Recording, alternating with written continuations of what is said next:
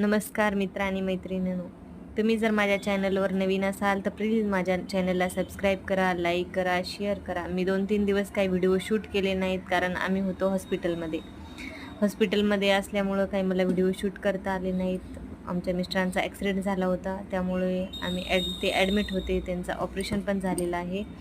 आम्हाला काल डिस्चार्ज दिला डॉक्टरांनी. आता आम्ही घरी आहोत. त्यांची पण आता तब्येत चांगली आहे. डॉक्टरांनी सांगितलं होतं की त्यांच्यासाठी असं डाळी वगैरेच द्या, पालेभाज्या आणि डाळी वगैरेच द्या. आपलं असं दुसरं कोणतं अन्न देऊ नका खाण्यासाठी. म्हणून आज मी बनवलेलं आहे त्यांच्यासाठी असं मस्त असं मुगाचं वरण. त्यासाठी असं मी मुगाच्या डाळीला मस्त शिजून घेतलेलं आहे. शिजल्यानंतर तुम्ही पाहू शकता एकदम मस्त अशी शिजलेली आहे डाळ, कारण ही डाळ माझ्या घरची आहे, त्यामुळं मस्त शिजलेली आहे. त्यामध्ये सगळं टाकलेलं, हळद टाकली, थोडंसं मीठ पण टाकलं आणि थोडं हिरव्या मिरच्याचा ठेचा पण मी बनवून घेतलेला आहे. कारण आम्ही हॉस्पिटलमध्ये खाऊन असं चव गेली होती तोंडाची. अजिबातच चांगलं जेवण होतं, पण नाविलाज होता, आम्हाला खाणं भागत होतं. त्यामुळं आम्ही 2-3 दिवस तसंच खाल्लो जेवण. घर आमचं आणि हॉस्पिटल लांब होतं, त्यामुळे आम्ही दिवस काढलोत. म्हटलं आज असं चटपटीत घरचं जेवण करावं म्हणून आज. आणि डॉक्टरांनी सांगितलं होतं डाळ वगैरे द्या पेशंटला, असं दुसरं काही देऊ नका, म्हणून म्हटलं आज मुगाची डाळ बनवू. तुम्ही पाहू शकता आता मी ठेवलेलं होतं पातेल्यावर आणि त्यामध्ये टाकलेलं आहे मी 2 चम्मच तेल. कारण जास्त तेल चांगलं नसतं, जास्त तेल खाणं बी चांगलं नसतं शरीराला, म्हणून मी फक्त 2 चम्मच तेल टाकलेलं आहे.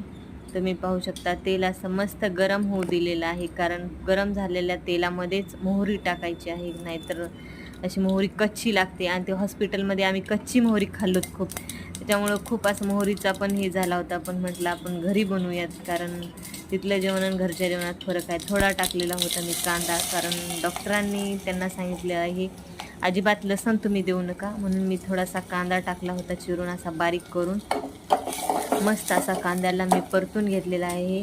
तुम्ही बघू शकता जोपर्यंत कलर चेंज होत नाही तोपर्यंत त्याला परतून घ्यायचा आहे. आणि मस्त त्यामध्ये थोडीशी टाकली होती हिरवीगार कोथिंबिरी. मी आजच घेऊन आले होते भाजी मार्केट, त्यामुळे हिरवीगार दिसत आहे. तुम्ही पाहू शकता मस्त अशी हलवून घेतलेली आहे आणि पूर्ण हिचा पण कलर चेंज होईपर्यंत हलवून घ्यायचा आहे.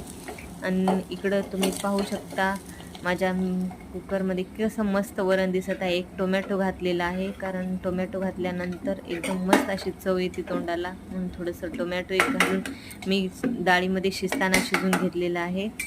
तुम्ही बघू शकता. तुम्हाला जर माझं मुगाचं वरण आवडलं असेल तर प्लीज माझ्या चॅनलला सबस्क्राईब करा, लाईक करा आणि शेअर करा. आवडलं असेल तर करून पण पहा एकदा.